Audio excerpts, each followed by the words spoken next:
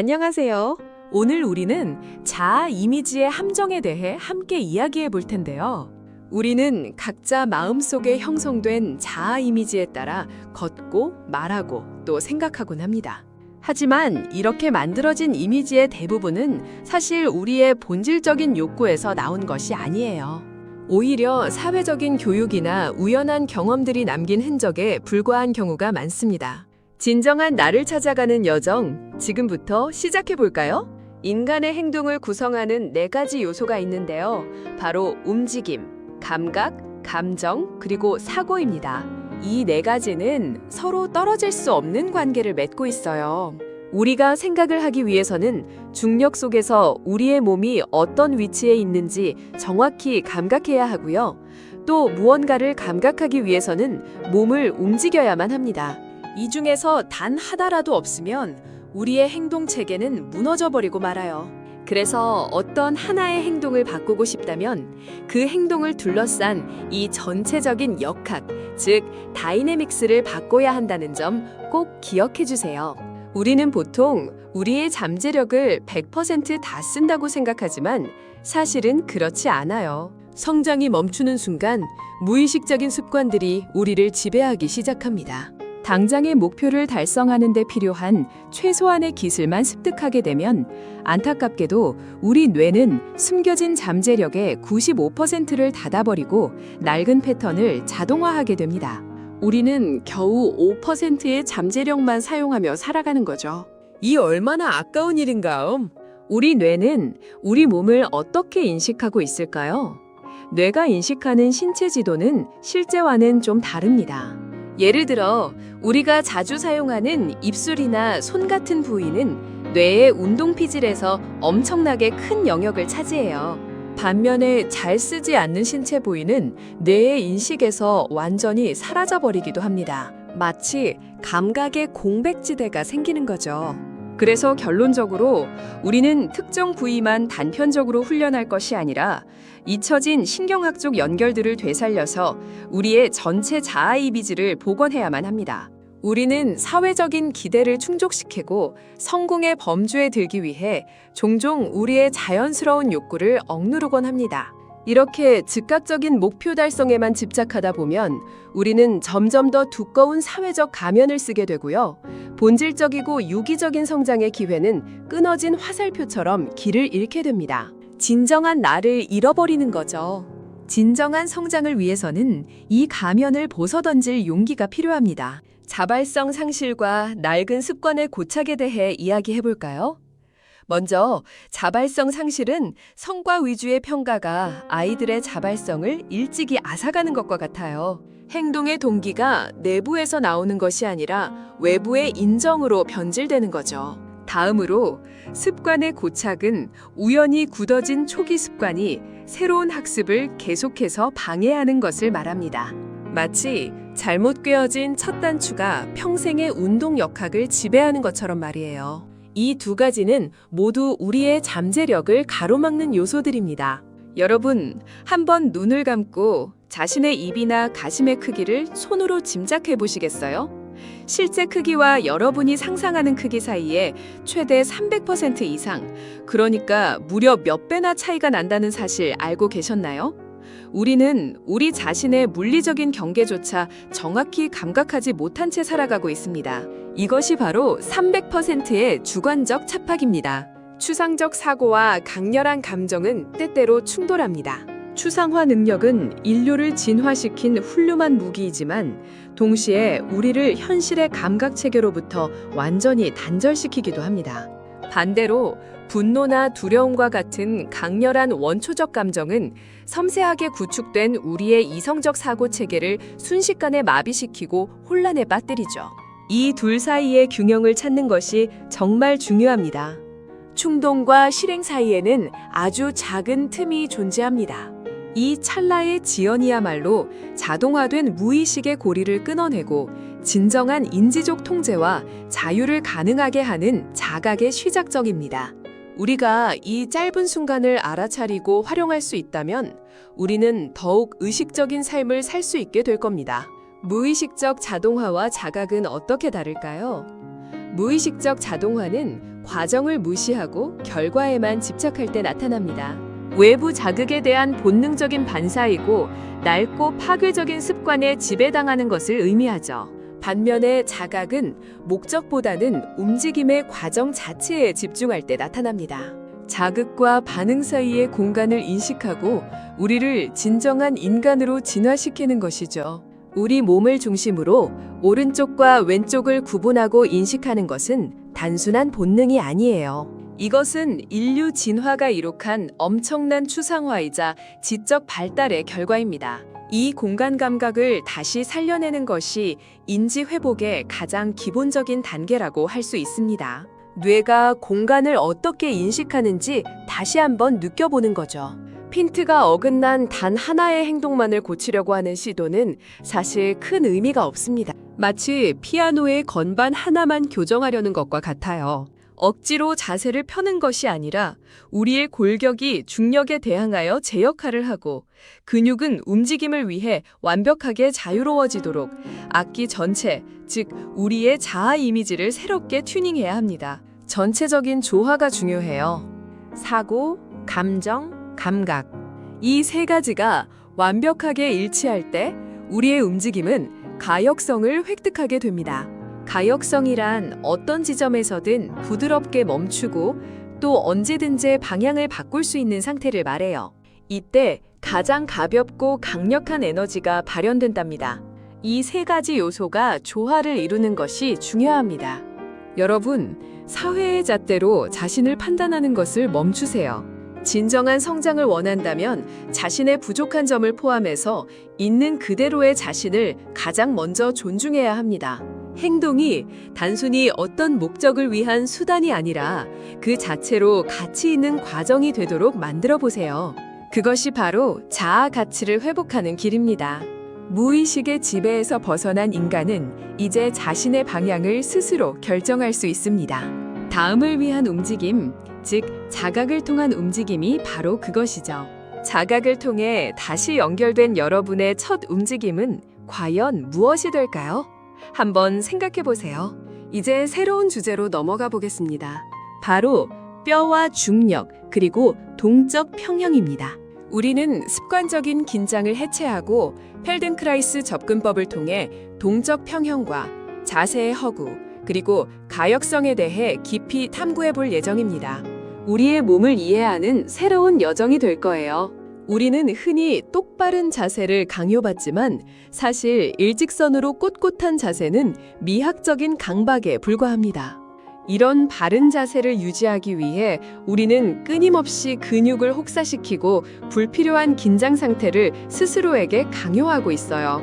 자연스러운 기능은 형태의 억압에서 벗어날 때 비로소 시작됩니다. 이제 똑바른 자세의 허구에서 벗어나야 합니다. 우리는 깨어있는 내내 무의식적으로 턱을 긴장시키며 엄청난 에너지를 낭비하고 있습니다. 어려움을 예상하는 불안감은 몸을 방어적으로 수축시키죠. 이처럼 우리를 조용히 잠식하는 침묵하는 긴장은 당신의 귀중한 자원과 에너지를 조용히 그러나 완전히 고갈시킵니다. 이 긴장을 알아차리는 것이 중요해요. 진정한 좋은 자세란 무엇일까요? 그것은 바로 뼈의 구조가 중력을 온전히 버텨내고 그 결과로 모든 근육이 이완된 상태를 말합니다. 만약 근육이 뼈의 역할을 대신하려고 할 때 그때부터 우리는 통증을 느끼기 시작합니다. 뼈가 일하고 근육은 쉬어라 라는 이 원리를 기억하세요. 유효한 힘의 통로는 어디일까요? 근육의 강제적인 사용은 오히려 오류를 낳습니다. 사지의 얇은 근육이 주도하고 구부러진 근육에 하중이 집중되며 말단부에 억지스러운 조장이 일어나는 거죠. 하지만 뼈의 관통, 즉 동적 평형 상태에서는 가장 큰 힘이 골반에서 나오고 곧게 뻗은 뼈를 관통하며 에너지가 전달됩니다. 사지는 그저 방향만 잡아주는 스티어링 역할만 하면 되죠. 힘은 구부러진 근육이 아니라 곧게 뻗은 뼈를 관통할 때 가장 강력합니다. 중심이 제대로 이동하기도 전에 무릎부터 펴려고 하면 허벅지가 비명을 지르곤 합니다. 관절이 꺾인 채로 힘을 쓰는 것은 마치 구멍난 파이프에 수압을 가하는 것과 같아요. 에너지는 새어나가고 결국 부상만이 남게 됩니다. 바로 꺾인 관절과 에너지의 누수 현장이죠. 우리 몸의 움직임에 더욱 섬세하게 귀 기울여야 합니다. 완벽한 자세는 정지된 동상이 아닙니다. 어느 방향으로든 최소한의 힘으로 즉각 이동할 수 있는 상태. 전후 좌우로 나무처럼 편안하게 흔들릴 수 있는 상태. 이것이 바로 중심이 잡혀 있는 동적 평형입니다. 흔들림을 허용해야만 진정한 균형을 찾을 수 있습니다. 때로는 목표 달성의 의도를 잠깐 멈출 때 오히려 과정이 가벼워지곤 합니다. 이것이 바로 의도 멈추기 연습인데요.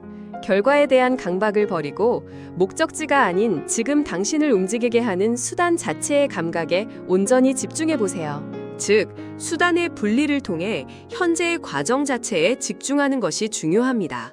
단 한 번의 실패로 스스로 불가능하다는 한계를 긋는 순간 성장은 정확히 그 지점에서 멈춥니다.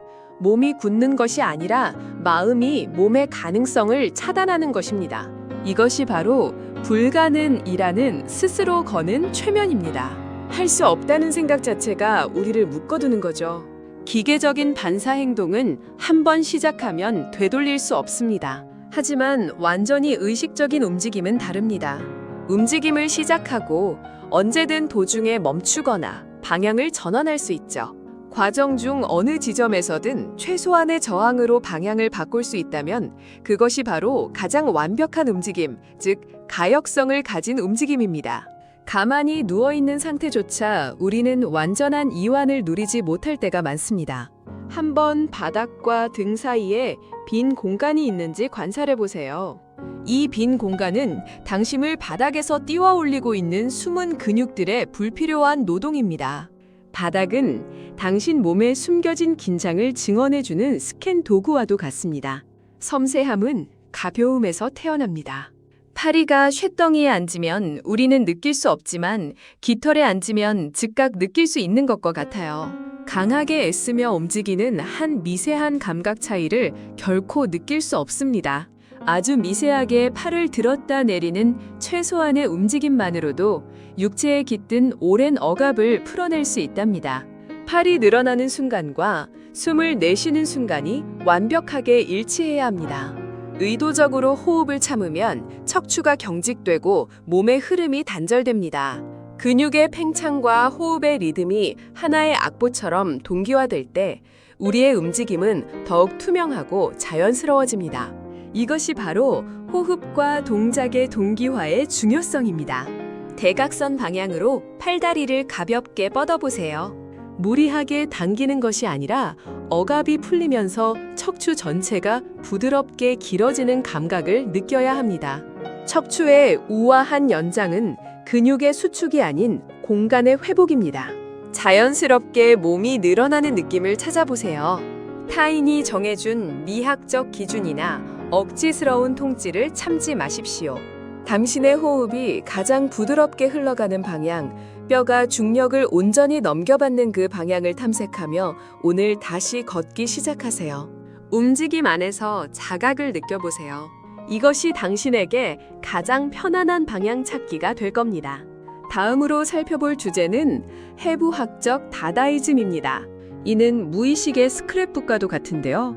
펠든크라이스 박사의 움직임을 통한 자각 개념을 통해 우리의 몸과 마음을 새로운 방식으로 탐구해 볼 시간입니다. 우리 척추는 완벽한 대칭이 아닙니다. 그런데도 습관이 만든 비틀림을 억지로 펴려고 시도하면 오히려 몸을 경직시키게 됩니다. 이것이 바로 완벽한 대칭이라는 환상입니다. 오른팔과 왼다리의 교차 움직임은 굳어있던 척추의 오래된 패턴을 완전히 해체하고 새로운 가능성을 열어줄 수 있습니다. 숨을 들이마실 때 가슴이 위로 들리지 않아야 합니다. 척추가 바닥에 밀착된 상태에서 흉곽이 사방으로 열려야 하는데요. 마치 시장을 부수고 360도로 팽창하는 것처럼 말이죠. 올바른 복압은 배가 럭비공처럼 360도 전후 좌우로 둥글게 팽창하는 상태입니다. 숨을 참고 가슴과 배를 번갈아 내밀어 보세요. 한쪽이 올라가면 한쪽이 내려가는 시소 운동처럼 말이죠. 이 횡격막 시속 게임을 통해 평소에는 자각하지 못했던 횡격막의 위치와 움직임을 생생하게 인지할 수 있습니다. 우리는 다양한 자세를 통해 중력의 역전을 경험하고 잊혀진 공간을 발견할 수 있습니다. 옆으로 누워 호흡하면 중력을 피한 쪽의 갈비뼈가 아코디언처럼 최대한 열립니다. 등을 넓게 펼치면 폐의 가장 아랫부분까지 신선한 산소가 닿게 되고요. 엎드리면 폐의 무게중심이 바뀌면서 완전히 새로운 호흡 패턴이 깨어난답니다. 골격이 제자리를 찾아 중력을 온전히 이겨낼 때 완벽한 호흡은 저절로 따라옵니다. 서서 말할 때 우리는 짧게 마시고 길게 내쉬는 비대칭적인 리듬을 생존의 축으로 사용하죠. 이는 자세와 호흡의 불가분성을 명확히 보여줍니다. 둘은 때려야 뗄 수 없는 관계입니다. 골반을 마치 아날로그 시계판처럼 상상해 보세요. 요추를 12시, 꼬리뼈를 6시로 상상하는 겁니다. 목적지로 직진하는 대신 시계판의 미세한 분침을 따라 움직임을 섬세하게 분화시키는 연습을 해보는 거죠. 아주 미세한 움직임을 감지하는 것이 중요합니다. 숨을 들이마시며 골반을 12시로, 내쉬며 6시로 움직이는 것은 익숙한 패턴입니다. 하지만 이제 이 호흡과 골반의 움직임을 의도적으로 엇갈리게 만들어 보세요. 이 혼란은 신체가 기계적으로 반복하던 무의식적인 궤적을 산산조각 내어 신경계의 낡은 패턴을 부수고 새로운 자각의 공간을 엽니다. 우리 머리 뒤통수에도 작은 시계판이 존재합니다. 골반이 6시 방향으로 굴러가면 척추의 사슬을 타고 머리도 완벽하게 6시 방향으로 연동되어 움직입니다. 골반이 간의 호흡을 이끌어내는 이 순간이 바로 전체가 하나로 호흡하는 순간, 즉 척추를 타고 오르는 시간입니다. 골반의 각 숫자가 바닥에 생생한 고무 도장을 찍는다고 상상해 보세요. 시계 테두리를 따라 원을 그릴 때 멈칫거리거나 건너뛰는 구간이 바로 감각의 사각지대입니다. 이 궤적을 둥글고 매끄럽게 복원해야 합니다. 이것이 바로 매끄러운 궤적, 생생한 도장을 남기는 연습입니다. 골반에 묶여 척추를 짓누르던 억압과 긴장이 풀립니다. 이제 두 다리는 몸통의 무게를 떠안은 기둥이 아니라 중력을 거스르는 깃털처럼 가벼운 자유를 얻게 됩니다. 이것이 바로 깃털처럼 가벼운 고관절의 해방입니다. 고관절의 자유가 전신의 자유로 이어집니다. 객관적인 현실과 주관적인 인지 사이에는 큰 차이가 존재합니다. 실제 바닥과의 물리적인 접촉면이 객관적인 실제라면 우리 머릿속에서 인지하는 몸의 크기와 위치는 주관적인 왜곡이죠. 우리의 행동은 실제 몸이 아니라 뇌에 그려진 자아상을 따릅니다. 이 둘 사이에는 거대한 왜곡이 존재하고 있습니다. 몸통을 비틀 때 근육이 아니라 눈동자가 먼저 방향을 제시해야 합니다. 시선이 부드럽게 길을 열면 척추와 골반은 저항 없이 그 흐름을 따라 미끄러지듯 회전합니다. 이것이 바로 시선이 리드하는 회전입니다. 눈의 움직임이 몸 전체의 움직임을 결정합니다. 시선이 향하는 곳과 몸의 흐름이 단절되는 순간 우리 몸은 길을 잃습니다. 방향키를 상실한 척추 대신 목이 뻣뻣해지며 불필요한 근육 수축을 발생시켜 회전을 가로막습니다. 이것이 바로 목을 옥죄는 시선의 단절입니다. 시선과 몸의 일치가 중요해요. 한쪽 눈만 사용하여 회전의 시야를 넓히는 연습을 한 후 다시 양눈을 뜨면 이전에는 불가능했던 놀라운 각도의 유연성을 발견하게 됩니다. 자각은 근력을 키우는 것이 아니라 몸을 묶고 있던 무의식의 한계를 걷어내는 일입니다. 바로 한쪽 눈으로 여는 유연성의 지평이죠. 펠든크라이스 메소드, 즉 해부학적 다다이즘은 상상력의 위력과 자각의 완성을 추구합니다. 기계적인 습관의 파괴를 통해 보편적인 우아함으로 나아가는 여정이죠. 우리의 상상력이 어떻게 몸을 변화시키는지 함께 알아볼까요? 생각 없는 반복은 저주와도 같습니다. 기계적인 반복 노동은 통증과 마모만 부를 뿐 어떠한 신체적, 지적 향상도 주지 못합니다. 오히려 근육을 긴장시키고 신경계의 감각을 마비시키죠. 변화는 맹목적인 노력이 아니라 정교한 관찰에서 시작됩니다. 이 생각 없는 반복의 저주에서 벗어나야 합니다. 어깨와 머리를 반대로 회전시키는 연습을 해보세요. 시선과 머리는 좌측을 향해 독립적으로 회전하고 어깨와 골반은 우측을 향해 이동하는 거죠. 이런 교차 동작은 원시적인 동기화에서 벗어나 신경계의 낡은 회로를 낯설게 만들고 통제력을 한 차원 높입니다. 이것이 바로 어깨와 머리의 반대 회전입니다. 가상의 쇠공을 발 뒤꿈치에서 무릎으로 굴린다고 상상하며 뒷 근육의 궤적을 정밀하게 스캔해 보세요. 실제 물리적인 행동 없이 압력을 상상하는 것만으로도 해당 부위의 근육은 스르르 풀립니다. 근육이 쇠공의 경로를 잃어버리는 지점이 바로 신경계가 인식을 누락한 사각지대입니다. 상상 속의 압력에 주는 이완 효과를 느껴보세요. 귓불과 어깨가 연결된 가상의 고무줄을 상상해 보세요. 고개를 돌릴 때 이 고무줄이 팽팽하게 늘어남을 자각하는 겁니다. 무릎에서 어깨뼈, 등줄기로 이어지는 에너지의 궤적을 끈질기게 추적하여 단절된 몸을 하나의 시스템으로 잇는 보이지 않는 고무줄, 끊김없는 궤적을 만들어 보세요. 코끝으로 허공에 아주 작고 부드러운 원, 즉 시계판을 그립니다. 목덜미와 후두 하근의 고질적인 긴장을 강한 힘이 아닌 극도로 미세하고 섬세한 궤적으로 녹여내는 거죠. 애쓰지 않음, 즉 논 에포트가 가장 강력한 근육 이완의 열쇠입니다. 이것이 바로 코끝 허공 시계판을 그리는 이유입니다. 가상의 붓으로 왼쪽 얼굴과 머리를 촘촘히 색칠해 봅니다. 붓질이 끊기거나 질감이 느껴지지 않는 부위가 바로 평소 신경계의 인식에서 누락된 사각지대입니다.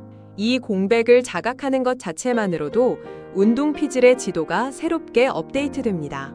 내 얼굴 반쪽 색칠하기를 통해 여러분의 사각지대를 찾아보세요. 구두점 없는 상상은 때로는 함정이 될 수 있습니다. 동작을 말로 되뇌고 지시어에 갇힌 생각은 근육의 반응을 이끌어내지 못하죠. 오른팔을 든다고 말로만 하면 아무 변화도 없습니다. 하지만 상상력의 경이로운 위력은 다릅니다. 근육의 압력과 공간감을 추적하고 오직 감각만으로 시각화하면 실제 신체 능력이 폭발적으로 상승합니다. 팔의 무게나 공기의 마찰을 느끼는 것처럼 말이죠. 물리적인 움직임 없이 훈련된 우측의 감각을 상상만으로 좌측에 적용해 보세요. 이것이 반쪽 미사용 신체로의 전이입니다. 실제적이고 정교한 훈련을 통해 단련된 우측 신체의 감각을 반대편의 상상만으로 전달하는 거죠. 놀랍게도 상상을 통한 전이는 때로 실제 훈련보다 훨씬 더 완벽하고 마찰 없는 궤적을 반대편 신체에 그려냅니다. 폐가 앞, 뒤, 양옆 360도로 부풀어 오르는 형상을 시각화해 보세요. 코끝에서 시작된 공기가 미로와 같은 바람기를 지나 회포 깊은 곳까지 멈춤 없이 직진하는 과정을 마음의 눈으로 집요하게 관찰하십시오. 이것이 바로 폐의 3차원 일체 팽창과 기관지 바람기를 느끼는 방법입니다. 미세한 관찰과 호흡의 흐름을 섬세하게 관찰하는 상상력은 우리의 자율신경계 반응을 이끌어냅니다. 생각만으로도 신경계가 반응하여 흉벽 주변의 긴장을 해제하고 마찰 없는 미끄러짐을 유도합니다. 흉벽을 따라 폐막이 윤활유를 바른 듯 스르르 미끄러지는 상상은 상체 구부리기를 혁신적으로 수월하게 만듭니다. 이것이 생각과 신경계의 동기화입니다. 근육의 억압이 사라지면 아기처럼 발을 정수리 위로 자연스럽게 올릴 수 있습니다. 사회적 규범에 억눌린 동물적인 충동을 부정하지 마세요. 자각의 강도를 높여 그 원초적인 에너지를 창조적인 힘으로 끌어안아야 합니다. 이것이 바로 동물의 본능과 자각의 통합입니다. 자극에 대한 즉각적인 반응을 늦출 수 있는 찰나의 틈, 바로 지연입니다. 이 찰나의 틈이 인간을 기계와 구분짓고 자유롭게 합니다.